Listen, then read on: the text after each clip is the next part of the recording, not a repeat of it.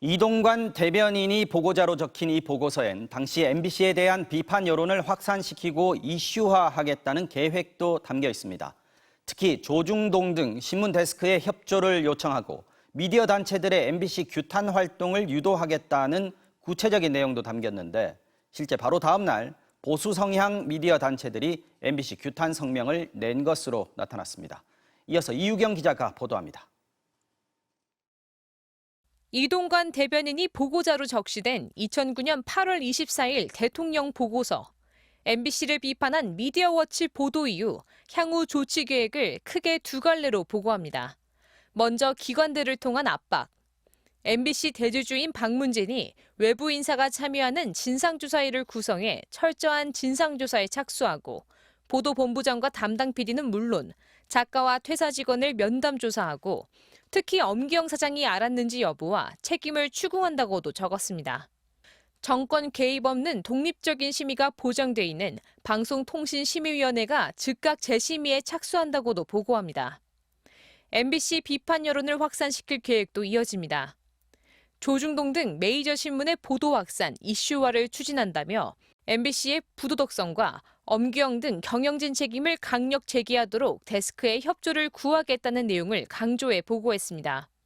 공정언론시민연대, 미디어발전 국민연합, 방송개혁시민연대 등 보수성향 언론단체의 MBC 규탄 활동을 유도한다고도 적었습니다.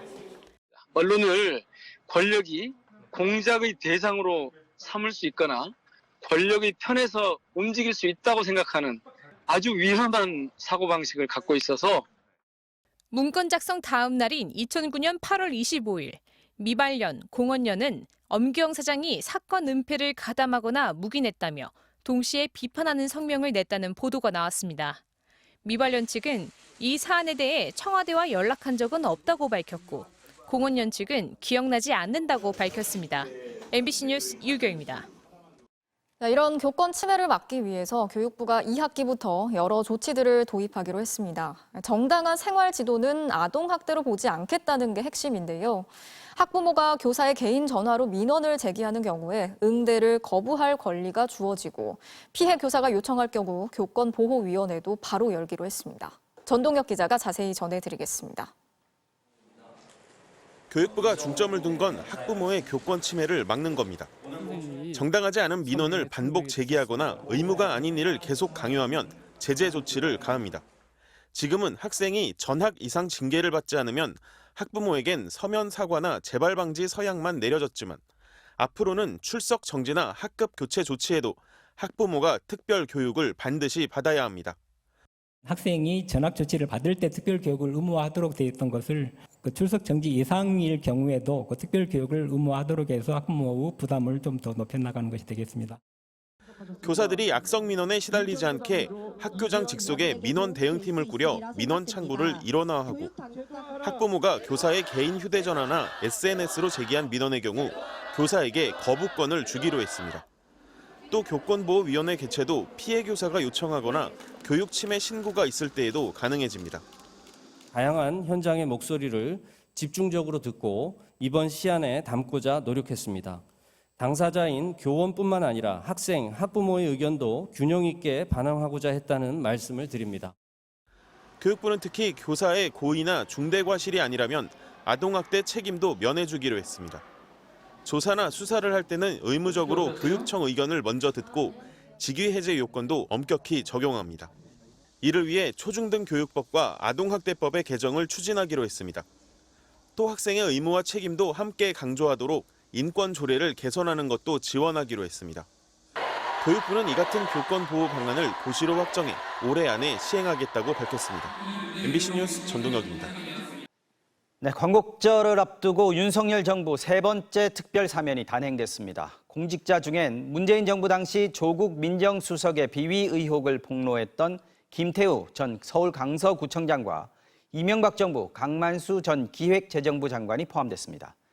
횡령과 탈세 등 거액의 경제범죄로 처벌받았던 재벌 총수들도 경제 살리기를 명분으로 줄줄이 사면 또는 복권됐습니다. 송구민 기자가 전해드립니다. 지난 2018년 말 청와대 특별감찰반 소속 김태우 수사관은 조국 당시 민정수석이 친정권 인사의 감찰을 무마했다고 폭로했습니다. 조국 전 수석의 형사처벌로 이어졌지만 김 수사관 역시 비위에 대해 감찰을 받자 공무상 비밀을 폭로한 혐의로 기소됐습니다. 서울 강서구청장에 출마해 당선됐지만 결국 유죄가 확정돼 당선은 무효가 됐습니다. 윤석열 대통령은 판결 확정 불과 석 달 만에 김태우 전 구청장을 특별 사면 복권했습니다. 이명박 전 대통령의 경제 스승으로 불렸던 강만수 전 기획재정부 장관 역시 국가사업에 외압을 행사한 혐의로 징역 5년이 확정됐지만 이번에 복권됐습니다. 정치 사회적 갈등 해소를 위해서 범죄의 경중과 경위, 국가의 기여한 공로 등을 종합적으로 고려하여 경제 살리기를 이유로 재벌 총수 등 12명도 특별 사면에 포함됐습니다. 500억 원대 횡령 혐의로 처벌받은 이중근 전 부영회장과 130억 원대 배임 유죄 확정에 이어 취업 제한 기간 50억 원대 연봉을 받아 논란이 된 금호석유화학 박찬구 명예회장 등 천문학적 금액의 경제 사범들이 사면 또는 복권됐습니다. 태광 이호진 전 회장은 간암을 치료한다며 보석된 뒤 술을 마시며 호화롭게 생활한 이른바 황제 보석 논란까지 있었지만 다시 구속돼 형기를 모두 채웠다는 이유로 또 복권되는 혜택을 누리게 됐습니다. 박근혜 정부 계엄문건 수사가 재개된 상황에서 실무자였던 소광원 전 기무사 참모장은 세월호 유가족 사찰에 대한 징역 1년형 확정 판결로부터 복권됐습니다. 윤석열 정부 세 번째인 이번 8.15 사면으로 2,176명이 사면 또는 복권됐으며 운전면허 취소 등 81만 명의 행정제재가 감면됐습니다. MBC 뉴스 송구민입니다. 고 최수근 상병 사망 사건을 조사한 뒤 악명 혐의로 입건된 박정훈 전 해병대 수사단장. 군 검찰의 수사가 부당하다면서 민간위원이 참여하는 수사심의위원회를 소집해달라고 요청했습니다. 이 사안의 본질이 악명이냐 아니면 외압이냐 논란이 번지면서 최수근 상병의 억울한 죽음에 대한 진상규명은 속도를 내지 못하고 있습니다. 홍희표 기자가 취재했습니다.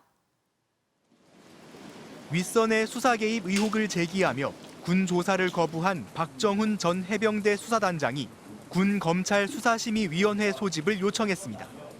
외부 민간위원이 참여하는 수사심의위원회는 국민적 의혹이 제기된 사건에 대한 군 검찰의 수사와 기소 여부를 논의해 권고할 수 있도록 하고 있습니다.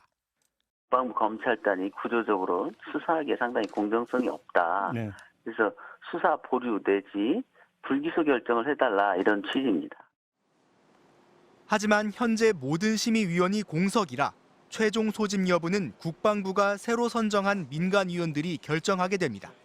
박 전 단장 측은 외압 의혹의 당사자인 국방부 법무관리관이 선정 과정에 관여하는 만큼 절차에서 빠지라는 기피 신청도 제출했다고 밝혔습니다.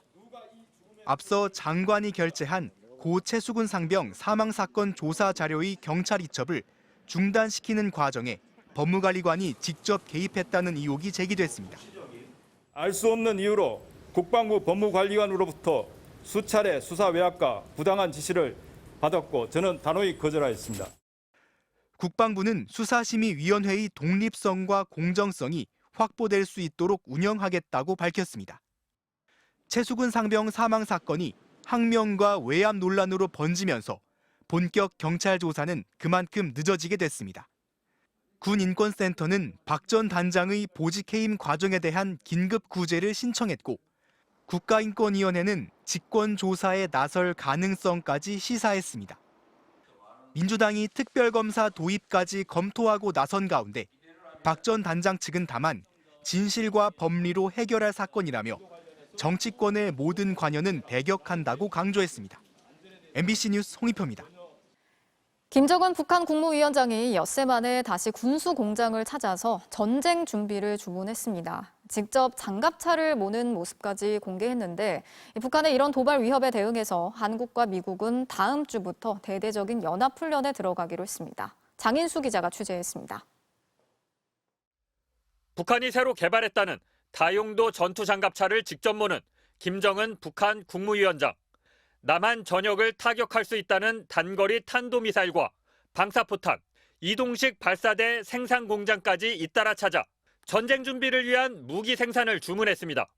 혼자 우산을 쓰고 보고를 받는 김 위원장 뒤로는 남조선 괴뢰들을 쓸어버리자는 문구가 내걸렸습니다.